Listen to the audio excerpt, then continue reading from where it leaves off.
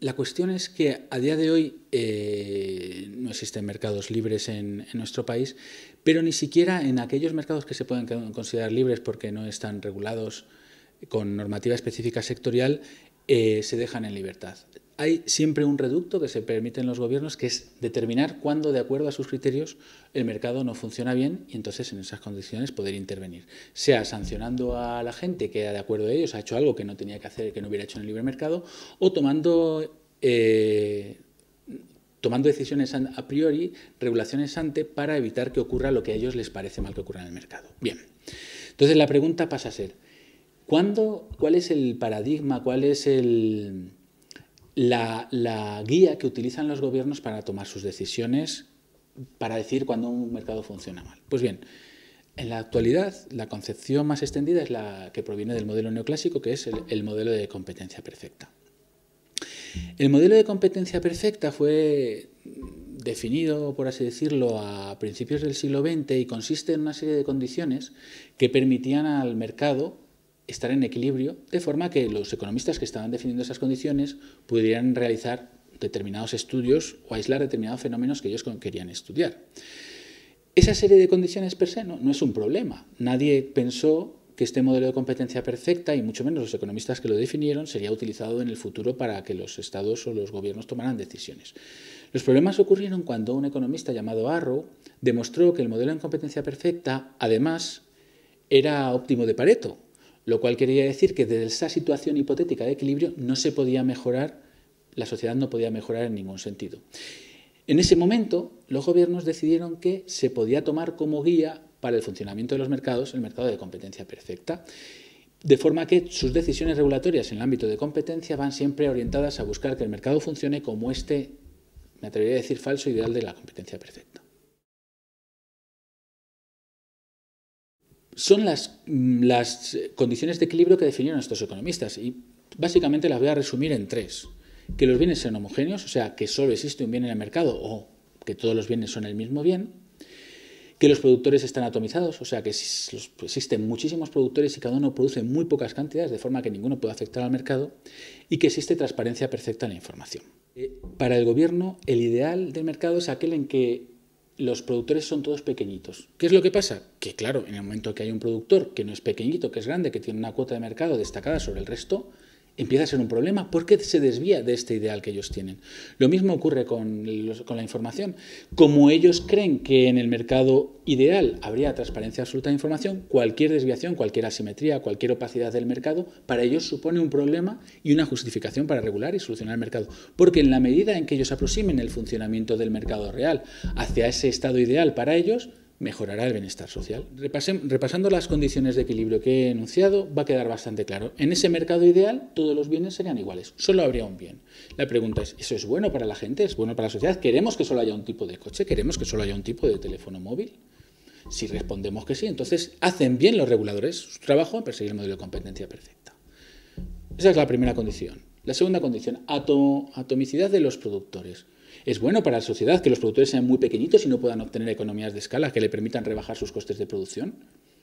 Si la respuesta a eso es sí, es bueno que no tengan economías de escala y que todo nos salga mucho más caro. Entonces, hacen bien los reguladores en perseguir el modelo de competencia perfecta, pero si creemos que es bueno que haya economías de escala porque así nos va a salir todo mucho más barato, entonces no deben perseguirlo.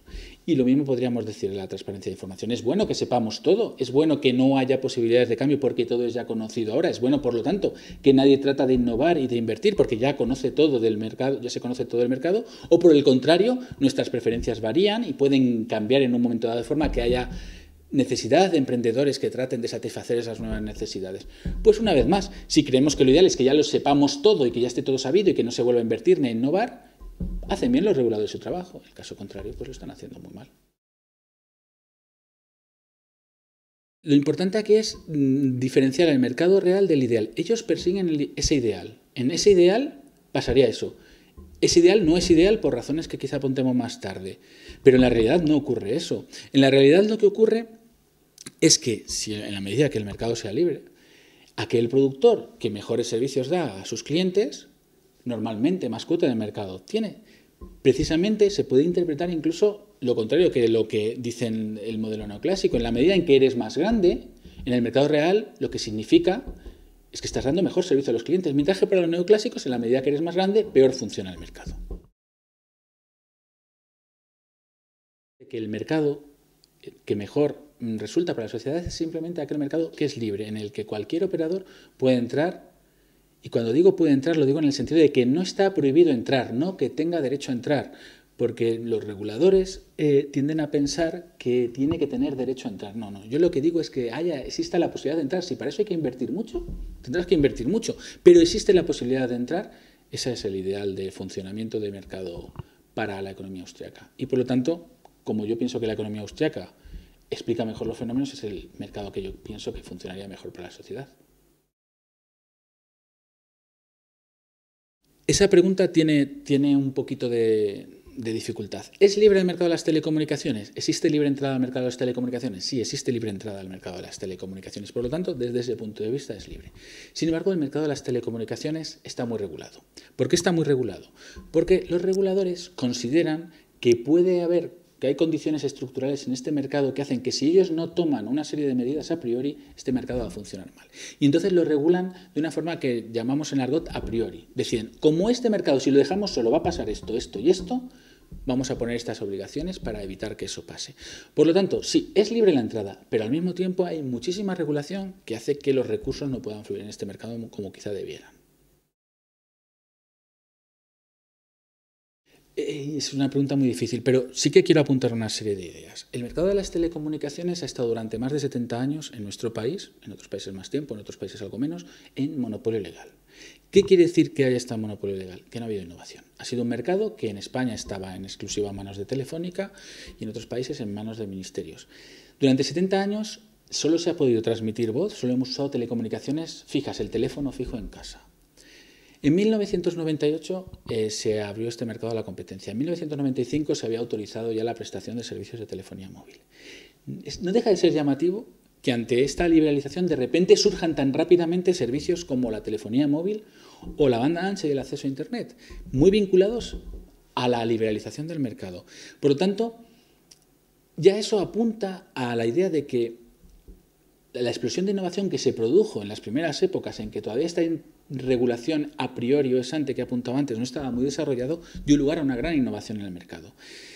Sin embargo, por distintas razones, la regulación a priori ha ido creciendo, ha crecido mucho en los últimos años, de forma que actualmente el sector de las telecomunicaciones está muy regulado para que funcione como mercado, aunque suene paradójicamente.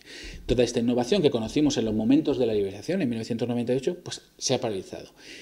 Y justo además en estos momentos, debido a que se constatan nuevas necesidades en la gente demanda más telefonía móvil, empieza a demandar datos en telefonía móvil, demanda cada vez más simetría en las velocidades de descarga. Hasta ahora pues solo consumíamos programas, mucha descarga en nuestra casa, ahora también queremos cargar cosas en Internet, cargar nuestras fotos, nuestros vídeos, etcétera, etcétera.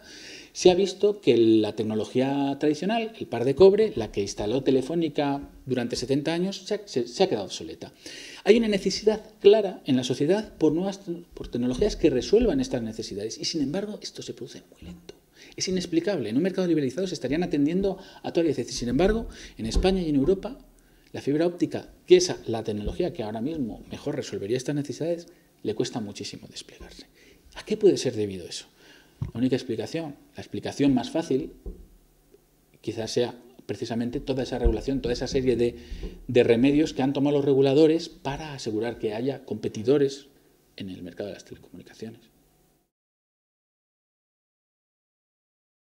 Yo el oligopolio lo llevaría más bien a la existencia de barreras a la entrada legales.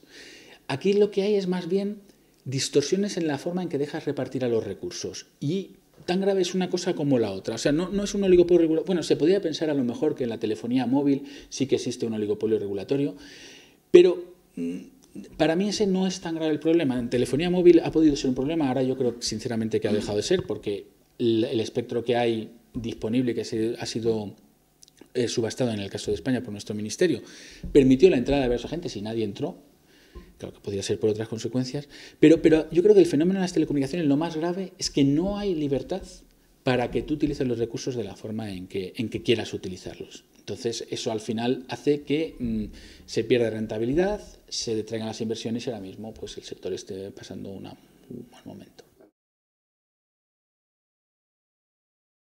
No hay realmente libertad, lo que hay es una serie de servicios regulados, una serie de formas de acceder a la red del operador de Telefónica, del operador incumbente, que son los que decide el regulador, y eso, pues de alguna forma, condiciona toda la capacidad de innovación de los operadores alternativos, que encuentran entre la posibilidad de tener que arriesgarse, hacer sus despliegues, hacer sus inversiones y ver si eso funciona o no, o poder usar directamente las inversiones de Telefónica a un precio que no es decidido por Telefónica, sino por el regulador, y que por lo tanto tiende a ser bajo, pues claro, no da lugar, prefieren no innovar, prefieren no invertir porque tienen el dinero más fácil.